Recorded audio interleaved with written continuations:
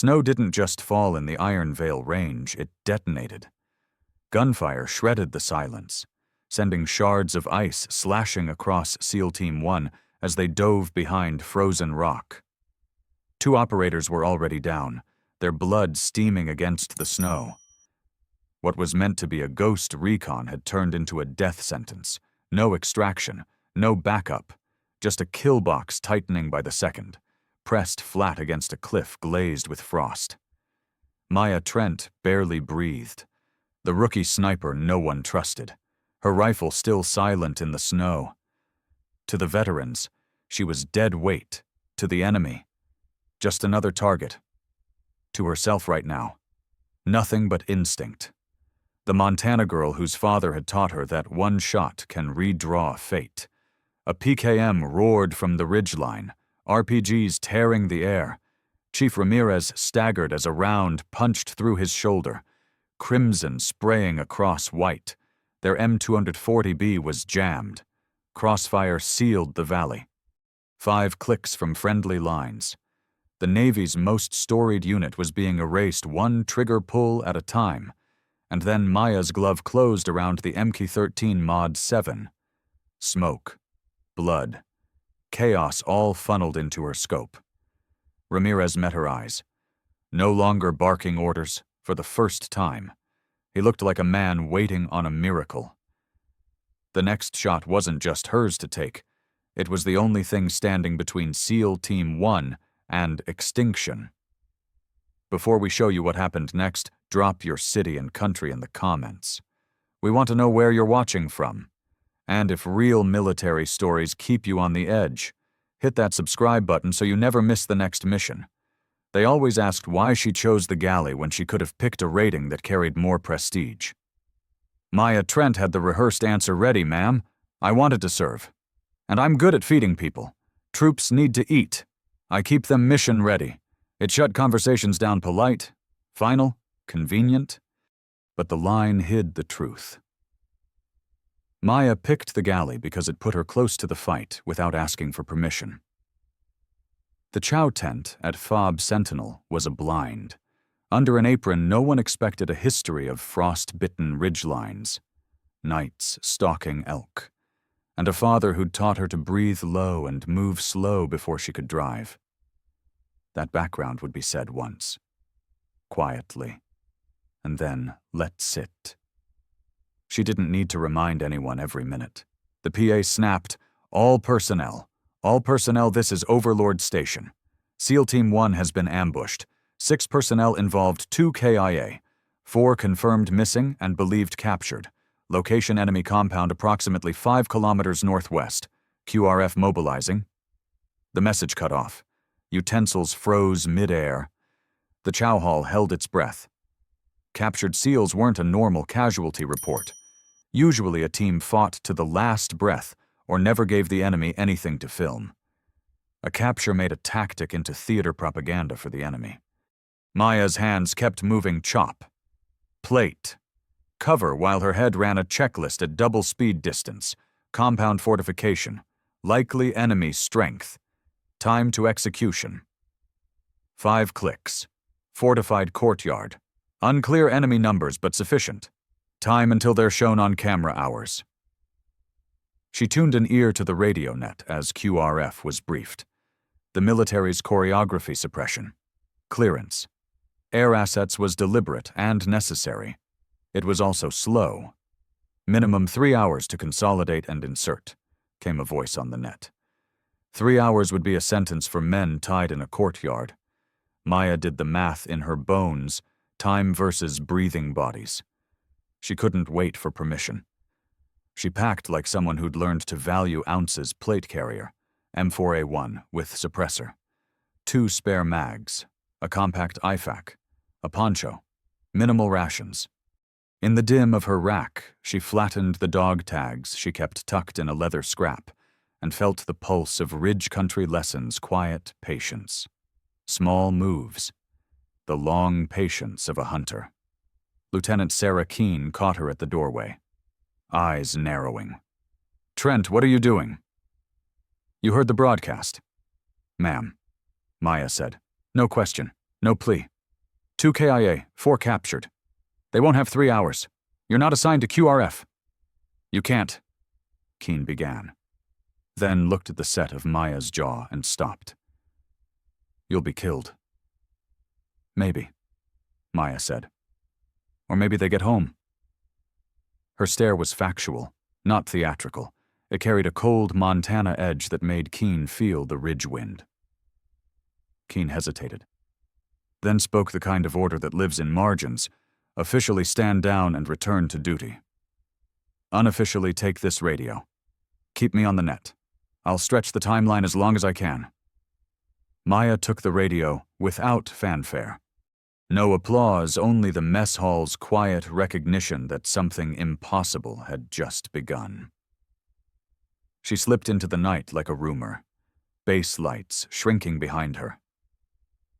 At the perimeter she paused, tracing the route with a soldier's eye, 5 kilometers of broken ground, gullies that ate sound, ridges that hid sentries. A fortified compound expected a coordinated rescue force, not a single silhouette moving alone. She breathed once, long and precise, and melted into shadow. The radio hummed at her hip. Far ahead, in a courtyard she could not yet see, 4 men were bound and watched. Maya started forward, knowing 2 hours would decide whether they lived or died. She moved like a shadow that had learned to read the dark. Maya Trent crawled through broken scrub and boulder teeth. Each movement measured fieldcraft carved into her by a father who taught patience before speed. The cold bit through her layers, but she kept low, letting rock and dead brush swallow her silhouette. 2 hours of slow approach had put the enemy holding compound inside her sight, without a single sentry catching the faint shimmer of her heat. The fortified cluster sat like a scab in the valley watchtowers, sandbag revetments, and a central courtyard lit by harsh halogen where men in enemy uniforms paced like caged animals. Through the suppressed reticle of her MK-13 Mod 7, Maya catalogued dispositions the way a chef sizes ingredients deliberate. Exact. 8 guards ringed the courtyard. Another 16 held the perimeter in depth, in the center. Backs bowed and heads down. 4 figures sat bound and slumped.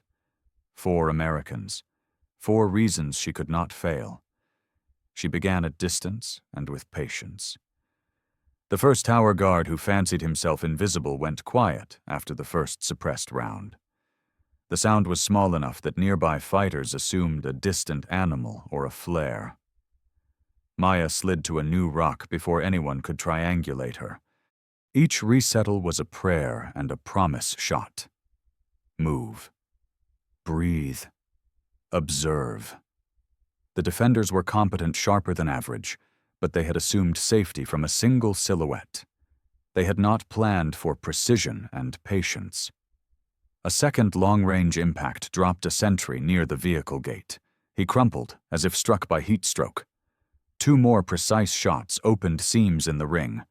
The pattern became surgical: pick a weak link, collapse it, and move along the seam. Maya exploited rotations and boredom cigarette breaks. Phone-glanced head slipping between attention like a ghost between tree trunks. But the math of killing guards was the easy part. The harder problem was putting prisoners in motion without turning them into targets. She had watched rotations on a loop heel.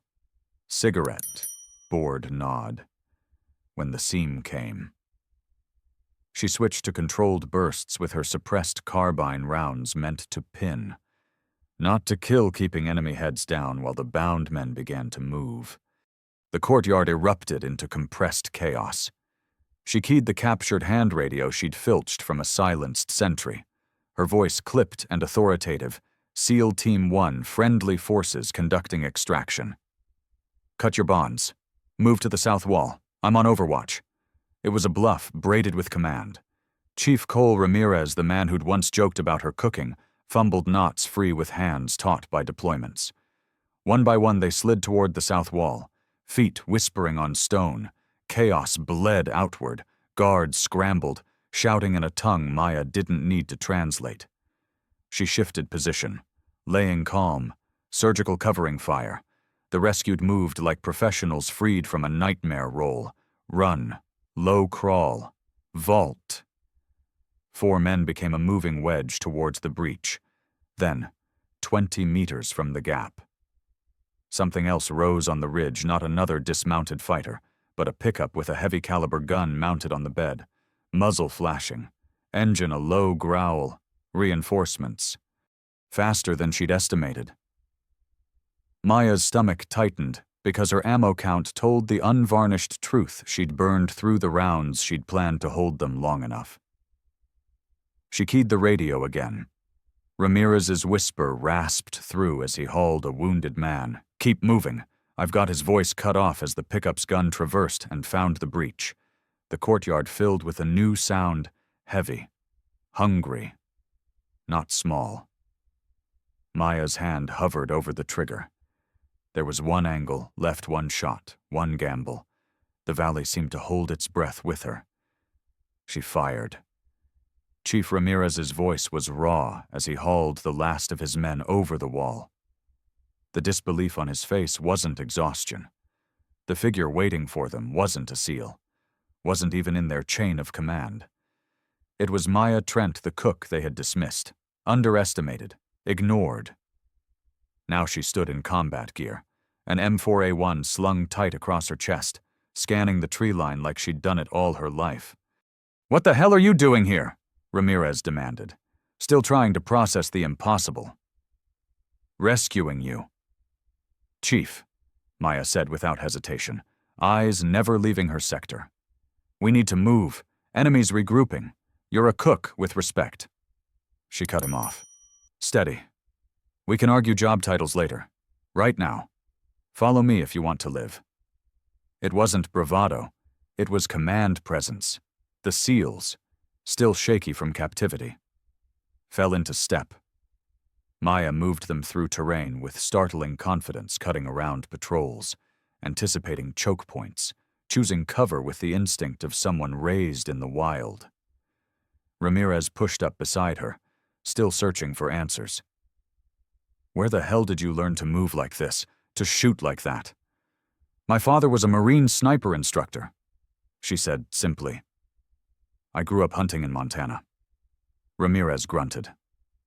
"Then why the apron if you can handle a rifle, because warriors fight better when they're fed?" She replied, "Doesn't mean I can't do other things when it counts." By the time they reached the rally point Maya had mapped in her head hours earlier, the SEALs weren't questioning anymore. They were following. She placed them into defensive arcs with calm authority, assigning sectors of fire, her gaze always on the horizon for the QRF. When the helicopters finally came, rotors chewing the night. The sight was surreal. 4 battered SEALs and 1 culinary specialist who refused to let them die. Lieutenant Commander Patricia Hayes strode off the bird, disbelief sharp in her eyes. "Trent, Chief Ramirez's sitrep says you infiltrated alone, eliminated guards, freed SEALs, and led them here. Is that accurate?" "Yes, ma'am," Maya replied evenly. "They didn't have time to wait. I acted." Hayes studied her, torn between regulations and reality. "You're a culinary specialist 2nd class, not special operations. No combat authorization. What you did was completely outside orders." "Yes, ma'am. I understand. I'll accept the consequences. But 4 Americans are alive who would be dead if I'd waited." Ramirez's voice cut in. "Iron hard, ma'am. She saved our lives. What she did was extraordinary." Hayes nodded slowly. "Then hear this. Trent, you are under investigation for unauthorized combat operations, but you're also being recommended for the Navy Cross." The words landed like a verdict, but not the last one. As the rotors thundered overhead, Maya felt the weight settle. Her career might be ending, or just beginning. The line between punishment and recognition had never been thinner, and what came next would ripple far beyond her own name. Because the real question had already been asked. and no one had an answer. Why had it taken men nearly dying for anyone to see what Maya truly was? Maya Trent's story didn't end with the investigation. It began there. What started as a reprimand and a medal grew into something larger, a shift in how the Navy, and eventually the entire military, measured human potential. On paper, she was still a culinary specialist, but no one ever looked at her as just the cook again. The Navy Cross on her chest made her a symbol. Yet it was her quiet defiance, choosing to act when doctrine said to wait, that forced the system to change. Training pipelines were rewritten, evaluation standards rebuilt. Young sailors who once feared being trapped by a job title now knew there was space to prove themselves in ways no rating could predict. Years later, standing at the Naval Academy in her dress whites, Lieutenant Commander Trent faced a sea of midshipmen. Her voice carried steady when I wore a culinary badge. People thought they understood me. They assumed cooking defined my worth. What they didn't see were the Montana woods that trained my eyes, the Marine sniper father who taught me patience, or the quiet hours I spent preparing for moments no one believed I'd face. 4 SEALs almost died because people thought a cook couldn't fight. What saved them wasn't my rating. It was my refusal to accept the limits others put on me. The auditorium fell silent, the weight of her words pressing deep. Everyone there understood assumptions had nearly cost lives. But courage had rewritten destiny. Her journey became legend, not because she sought glory, but because she proved that hidden capability is often the sharpest weapon. Chief Ramirez, once her fiercest skeptic, became her staunchest advocate. The men she saved never stopped calling her the cook who wouldn't quit, though all of them knew she was far more. Maya retired 2 decades later as Captain Trent. Her career forged from fieldcraft, combat skill, and a compassion woven into leadership that shaped a generation. Yet even then, she reminded those around her of the simplest truth: I never stopped being a cook. She said with a faint smile. I just proved that being a cook wasn't all I could be, because in war and in life, the most underestimated person in the room may be the one who changes everything. Sometimes the sharpest edge on the battlefield isn't rank or title, it's the hidden blade nobody saw coming.